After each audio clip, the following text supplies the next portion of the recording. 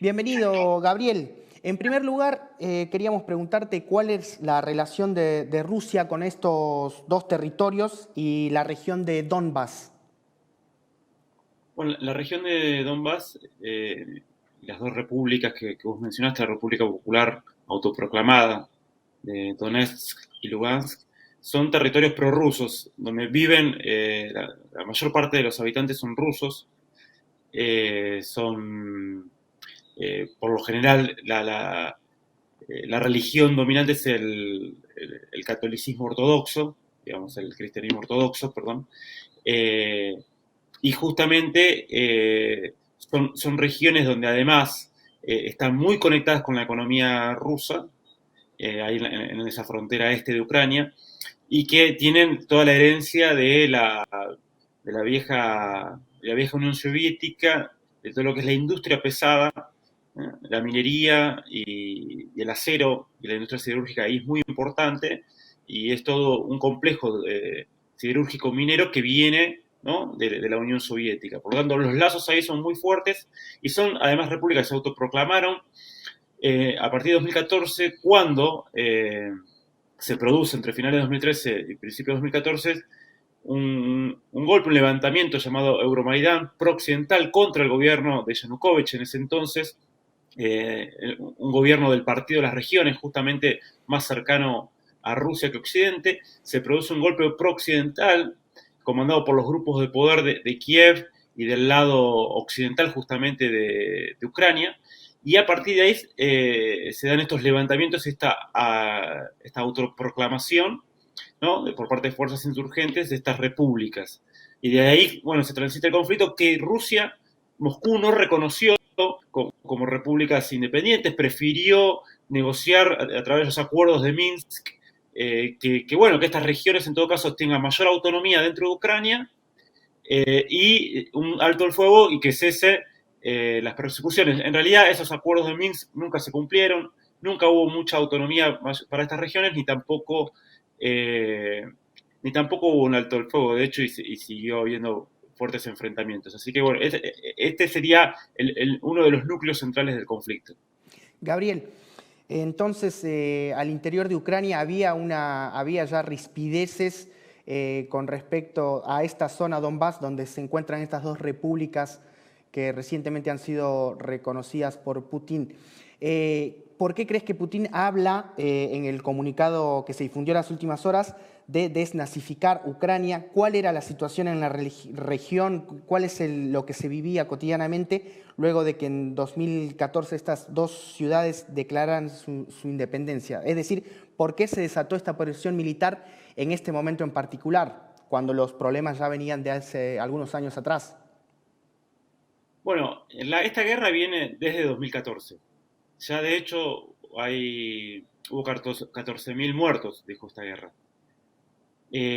Lo que ha pasado en este último tiempo es que con la asunción de Biden, el retorno de las fuerzas globalistas, lo que yo llamo fuerzas globalistas en Estados Unidos, volvió a la agenda como tema central y como foco del conflicto geopolítico mundial Ucrania. Para estas fuerzas, y a la cual adhiere el actual representante del Departamento de Estado, Anthony Blinken, es clave que sacar a Ucrania la influencia rusa. Ellos siguen una máxima según la cual Rusia con Ucrania puede ser una potencia mundial y una potencia euroasiática, y Rusia sin Ucrania es solo una potencia regional, sin la influencia en Ucrania, y es una potencia meramente asiática, no euroasiática. Entonces se ha agudizado estas tensiones. De hecho, ya el año pasado hubo una reunión en la que la OTAN increpaba a Rusia para que devuelva Crimea, esta península estratégica donde Rusia tiene una base fundamental en Sebastopol, una base naval en el Mar Negro. También había fuertes tensiones e impugnaciones para que no se termine el gasoducto entre Alemania y Rusia, a lo que Estados Unidos ve muy mal, porque acerca a estas dos potencias, un gasoducto, el Nord Stream 2, un segundo gasoducto directo conectando a través del Báltico a Rusia y Alemania, ¿no? Entonces se habían incrementado y empezó a escalar mucho más en octubre y noviembre, cuando Estados Unidos los medios estadounidenses y la inteligencia estadounidense empieza a decir, Rusia, tenemos informes de que Rusia va a invadir Ucrania, y con ese argumento presiona para avanzar con la incorporación de Ucrania a la OTAN, y sobre todo se mete en el terreno para proveer de armas a las Fuerzas Armadas rusas y entrenamiento, inteligencia, entre otras cosas, sobre todo el Reino Unido y Estados Unidos. Entonces, a partir de ahí también se empieza a escalar. Ahora, lo último que acaba de suceder es que frente a persecuciones, o lo que Moscú esgrime que son persecuciones a rusos dentro de Ucrania, que hay más de 8 millones de rusos dentro de Ucrania, y después hay un montón también de otros millones que además hablan ruso y son más prorrusos, frente a las persecuciones de este sector ruso y, por otro lado, al aumento del avance de las Fuerzas Armadas ucranianas sobre el Donbass, bueno, Moscú reconoce estas repúblicas separatistas, y ahora lo que hace, entonces, una vez que las reconoció el lunes, pasa a defenderlas. Es decir, ingresa a ese territorio y las defiende a partir de ese reconocimiento. Que era algo que le reclamaba a Putin, aparte la línea eh,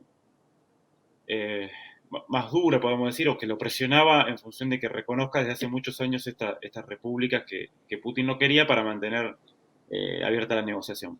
Entonces, bueno, lo que ha recrudecido, ¿no? El escenario por eso, y bueno, estas son las decisiones que creo que Rusia, entonces lo que ha avanzado fuertemente es decir, bueno, vamos a defender a los prorrusos dentro de Ucrania, vamos a defender estas repúblicas separatistas y vamos a atacar y desarticular la capacidad militar de Ucrania. Por eso vemos un conjunto de bombardeos selectivos, sobre todo a bases aéreas y el sistema antimisiles, cosa de que entonces la Fuerza Armada Ucraniana no tenga capacidad de respuesta. Yo creo, pero bueno, esto es solamente una hipótesis, me animo a decir que no creo que veamos una invasión a lo Irak o un bombardeo a lo Bagdad, ¿no? En el caso de Kiev y de Ucrania, sobre todo en los sectores más pro-occidentales, porque Rusia sabe que si no tiene apoyo de la sociedad civil, esto es un pantano y es muy complicado para sostenerlo. Lo que creo que están haciendo esta otra jugada. En la de máxima es avanzar hacia toda la región más prorrusa dentro de Ucrania, que es todo el este de Ucrania, es decir, todos los territorios al este de Ucrania, esa mitad ucraniana que es más prorrusa. En esa sería por ahí la hipótesis de máxima de cuánto avanzaría territorialmente Rusia, me parece. Gabriel, nombraste ahí al pasar el tema de los gasoductos. ¿Podrías profundizar brevemente qué ambiciones geopolíticas tiene estratégicamente esta región entre Ucrania y el límite con Rusia? Bien. Antes me olvidé decirte, sí, una cosa que vos decías que es muy importante, estos grupos neonazis prooccidentales, que son los que persiguen estos ucranianos, ya sea o que son rusos, o que hablan en ruso, o están más culturalmente ligados a los rusos. Eso, bueno, que me parece importante y que ha crecido mucho en los últimos años, pero que es algo importante en Ucrania desde hace muchísimo, y tiene toda una tradición. De hecho, bueno, viene desde la Segunda Guerra Mundial esta cuestión, ¿no? O sea, imagínate la cantidad de años que tiene. Por otro lado, el tema de gasoductos. Muchos de los gasoductos que proveen del gas ruso a Europa, y recordemos que un tercio del gas europeo es ruso, pasa por Ucrania. Pasa por Ucrania. Entonces, una región tan desestabilizada como la ucraniana es un peligro para el suministro de gas a Europa. También por eso mismo está este gasoducto, el Nord Stream 1, que une Alemania con Rusia, y este segundo gasoducto, que ya se terminó después de una década de construcción, y que había que certificar, y que, bueno, ahora, por este conflicto, bueno, anunciaron que no iba a ser certificado, por lo menos por el momento. Pero entonces, hay una dependencia muy fuerte de Europa al gas ruso. Es difícil en lo inmediato encontrar otro proveedor de gas. Y no es tan fácil, ¿no? Como, bueno, ir al mercado internacional y ya. porque incluso, no sé, por ejemplo, aunque compren gas licuado que venga por barcos a Estados Unidos, necesitas una planta regasificadora. Bueno, en Polonia existen, pero es complicado, no es inmediato. Entonces, bueno, está esa cuestión ahora como en el centro del debate y hay que ver qué pasa. Siempre Rusia trata de garantizar sí o sí ese suministro, incluso en otros momentos de fuertes tensiones con Ucrania, porque se quiere mostrar Rusia como un proveedor confiable, incluso más allá de tensiones y conflictos políticos estratégicos. Bueno, pero así todo, la tensión está y bueno, y lo vemos eso en el precio del gas, que se suma ya a otras tensiones que hacían subir el precio de la materia prima y de los hidrocarburos en particular. Muy esclarecedor. Gabriel, te hago las dos últimas preguntas porque están relacionadas. Te pido la mayor brevedad, por favor. En este caso, que nos describas, por favor, cuál es la relación de la OTAN con las autoridades ucranianas y si al respecto de estas sanciones que ya anunciaron tanto la Unión Europea como Biden, sanciones económicas, si crees que estas sanciones van a hacerse efectivamente o son meros discursos y si Rusia tiene la capacidad de soportarlas, ¿no? Bueno, Zelensky y las autoridades ucranianas actuales son muy pro-occidentales y de hecho pro ingreso de Ucrania a la OTAN. Aunque bueno, como en la OTAN hay diferencias porque el Reino Unido y Estados Unidos quieren que Ucrania ingrese a la OTAN, pero Francia y Alemania, que tienen una posición un poco distinta y trata de que no haya un enfrentamiento tan crudo con Rusia, bueno, ya ha aclarado que o sea, que no hay consenso sobre eso y que no quieren que Ucrania sea parte de la OTAN. Pero lo cierto es que hay una conexión directa y una articulación directa entre las autoridades rusas actuales y la OTAN, o en particular Estados Unidos, Reino Unido y el Departamento de Estado norteamericano.